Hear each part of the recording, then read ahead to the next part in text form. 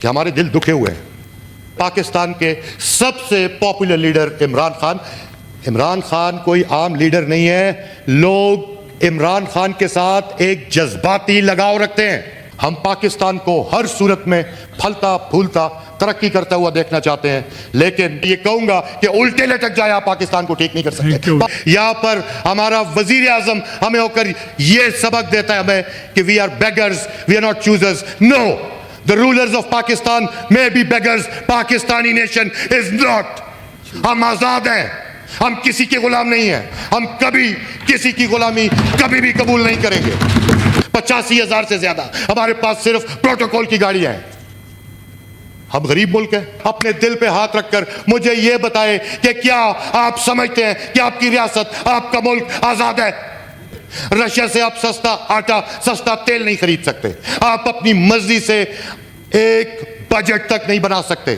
تو پھر یہ بڑے بڑے اتنے شوونسٹک قسم کے دعوے کس لیے کرتے ہیں آپ لوگ کہ 9-0 ہم نے کر دیا؟ خود کو کب تک دھوکہ دیتے رہیں گے؟ جنگیں کل بھی ہتھیاروں سے زیادہ کرداروں سے جیتی جاتی تھی، اور جنگیں آج بھی ہتھیاروں سے نہیں کرداروں سے جیتی جاتی ہے. اور یہ بات ایران نے ثابت کی ہے. جناب، خود کو دھوکہ دینے سے کبھی یہ ملک ٹھیک نہیں ہوگا. حقیقت آپ کے بھی سامنے ہے، حقیقت ہمارے بھی سامنے ہے. اور آپ اس کو پاورٹی کے نیچے نہیں سمجھتے تو اس پورے عوام کی وہی تنخواہ کریں جو آپ نے منیمم ویج رکھی ہوئی ہے. ہم خود کو دھوکہ دیتے ہیں اور کچھ بھی نہیں کرتے. یا خدا ہمیں ان ایوانوں کی، ان کی غلام گردشوں کی، ان کرسیوں کا، کسی طاقت کا، کسی لالچ کا، کسی خوف کے بت کا غلام نہ بنانا. یا اللہ، ہم نے اپنے آپ کو تیری پناہ میں دیا ہے، ہمیں ہمیشہ اپنی پناہ میں رکھنا. ہم کسی اور کی غلامی نہیں کریں گے تیرے علاوہ. کچھ آپ نے کرنا تھا تو آپ ہانگ کانگ کی طرح اسپیشل اسٹیٹس UK کے ساتھ رہتے. آج آپ کا انفراسٹرکچر ان سے بھی بہت بہتر ہوتا شاید. ہم نے پاکستان جس مقصد کے لیے بنایا تھا، ہم وہ مقصد حاصل نہیں کر سکے. یہاں پر ہمارا وزیر اعظم ہمیں ہو کر یہ سبق دیتا ہے ہمیں کہ we are beggars, we are not choosers. No, the rulers of Pakistan may be beggars. Pakistani nation is not. ہم آزاد ہیں، ہم کسی کے غلام نہیں ہیں. ہم کبھی کسی کی غلامی کبھی بھی قبول نہیں کریں گے. مجھے کوئی ایسا شخص اس پورے ایوان میں کھڑا ہو کر اپنے دل پہ ہاتھ رکھ کر مجھے یہ بتائے کہ کیا آپ سمجھتے ہیں کہ آپ کی ریاست، آپ کا ملک آزاد ہے؟ آپ اپنی خارجہ پالیسی خود نہیں بنا سکتے. ایران آپ کا نیبر ہے، آپ ان سے گیس نہیں خرید سکتے. رشیا سے آپ سستا آٹا، سستا تیل نہیں خرید سکتے. آپ اپنی مرضی سے ایک بجٹ تک نہیں بنا سکتے. کیا آپ کی داخلہ پالیسی آزاد ہے؟ کیا آپ کی خارجہ پالیسی آزاد ہے؟ کیا آپ کی فائنینشیل پالیسی آزاد ہے؟ تو پھر یہ بڑے بڑے اتنے شوونسٹک قسم کے دعوے کس لیے کرتے ہیں آپ لوگ کہ 9-0 ہم نے کر دیا؟ خود کو کب تک دھوکہ دیتے رہیں گے؟ جناب، جنگیں کل بھی ہتھیاروں سے زیادہ کرداروں سے جیتی جاتی تھی، اور جنگیں آج بھی ہتھیاروں سے نہیں کرداروں سے جیتی جاتی ہے. اور یہ بات ایران نے ثابت کی ہے. الحمدللہ. یہ پاکستان ہم نے انسانوں کی ارتقاء کے لیے، انسانی معاشرے کے ارتقاء کے لیے، اس معاشرے کے قیام کے لیے بنایا تھا جو مدینہ کی ریاست کے سنہرے اصولوں پر بنا گیا ہو.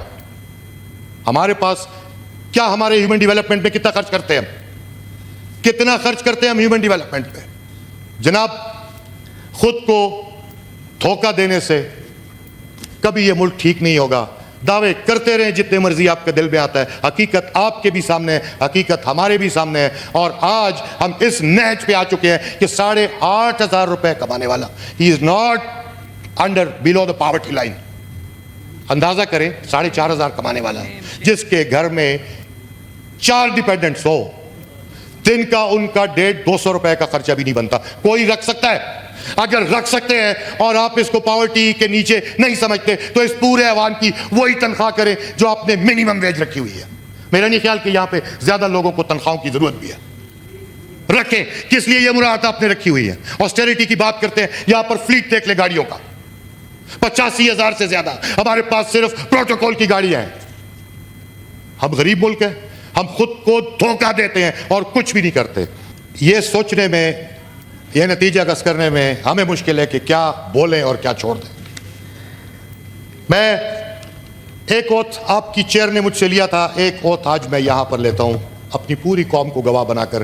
کیا خدا ہمیں ان ایوانوں کی, ان کی غلام گردشوں کی, ان کرسیوں کا, کسی طاقت کا, کسی لالچ کا, کسی خوف کے بت کا غلام نہ بنانا. یا اللہ ہم نے اپنے آپ کو تیری پناہ میں دیا ہے, ہمیں ہمیشہ اپنی پناہ میں رکھنا, ہم کسی اور کی غلامی نہیں کریں گے تیرے علاوہ.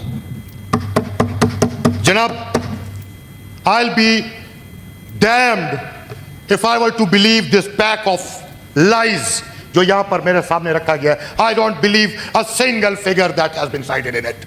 یہ الفاظ کا گورکھ دندہ ہے, فگرز کا گورکھ دندہ. بہت سارے ہمارے دوستوں نے یہاں پر اس پہ اپنا اظہار خیال کر دیا. میرا ایک بنیادی سوال ہے جناب, ہم نے پاکستان کس مقصد کے لیے بنایا تھا؟ اگر تو پاکستان ہم نے ایک جدید اسلامی فلاحی ریاست کے قیام کے لیے بنایا تھا تو آج تک اس بجٹ کو سامنے رکھتے ہوئے آج تک کسی ایک بجٹ میں بھی وہ ریفلیکٹ کیوں نہیں ہوتی وہ چیزیں؟ اگر پاکستان کا نام صرف اور صرف میٹیریل ترقی, موٹر ویز, یہ چیزیں ضروری ہیں, لیکن اگر صرف یہی کچھ آپ نے کرنا تھا تو آپ ہانگ کانگ کی طرح اسپیشل سٹیٹس یو کے ساتھ رہتے, آج آپ کا انفراسٹرکچر ان سے بھی بہت بہتر ہوتا شاید. ہم نے پاکستان جس مقصد کے لیے بنایا تھا ہم وہ مقصد حاصل نہیں کر سکے. ہمارے لہجوں میں اگر آپ کو تلخی نظر آتی ہے تو وہ اس لیے ہے کہ ہمارے دل دکھے ہوئے ہیں. ہمارا جس طرح سے پاکستان کے سب سے پاپولر لیڈر عمران خان کوئی عام لیڈر نہیں ہے. لوگ عمران خان کے ساتھ ایک جذباتی لگاؤ رکھتے ہیں. ہم پاکستانی ہیں, ہم پاکستان کو ہر صورت میں پھلتا پھولتا ترقی کرتا ہوا دیکھنا چاہتے ہیں, لیکن آپ نے 4 سال حکومت میں رہ کر دیکھ لیا. اور میں معذرت مجھے یہ کہتے ہوئے, لیکن میں یہ کہوں گا کہ الٹے لٹک جائے, آپ پاکستان کو ٹھیک نہیں کر سکتے. پاکستان کو ٹھیک کرنے کی چاہتے آئیڈیالا میں اس کو باہر لائیں. شکریہ. ناظرین, آپ نے سینٹ کے اجلاس میں تحریک انصاف کے رکن اسمبلی خرم ذیشان کی پرجوش اور تفتیلی جو تقریر تھی وہ آپ نے ملاحظہ فرمائی. اپنی تقریر میں انہوں نے سابق وزیر اعظم عمران خان کو ملک کا مقبول سیاسی رہنما قرار دیتے ہوئے کہا کہ ان کی جماعت کے کارکن اور حامی ان کے ساتھ جذباتی وابستگی رکھتے ہیں اور آپ نے ان کو جیل میں ڈالا ہوا ہے اور آپ چاہتے ہیں کہ یہ ملک ترقی کر جائے. آپ الٹے لٹک جائیں, یہ ملک کبھی بھی ترقی نہیں کرے گا. خرم ذیشان نے اپنی تقریر میں پاکستان کی خود مختاری, معاشی صورتحال اور قومی پالیسیوں پر سوالات اٹھاتے ہوئے انہوں نے موقف اختیار کیا کہ پاکستان کو ایک مضبوط, ترقی یافتہ اور حقیقی معنوں میں خود مختار ریاست ہونا چاہیے. انہوں نے کہا کہ اگر کوئی ملک اپنی معاشی اور خارجہ پالیسیوں کے حوالے سے آزادانہ فیصلے نہ کر سکے تو اس پر بحث ہونی چاہیے کہ خود مختاری کو کس طرح مزید مضبوط بنایا جائے. آج آپ اتنے زیادہ لاچار ہو چکے ہیں کہ آپ ایک بجٹ تک نہیں بنا سکتے, وہ بھی آپ IMF کے کہنے پر آپ بجٹ بناتے ہیں. عوام کے اس میں کوئی عمل و دخل نہیں ہوتا, نہ ہی عوام کی فلاح و بہبود کے لیے آپ کوئی بجٹ بناتے ہیں.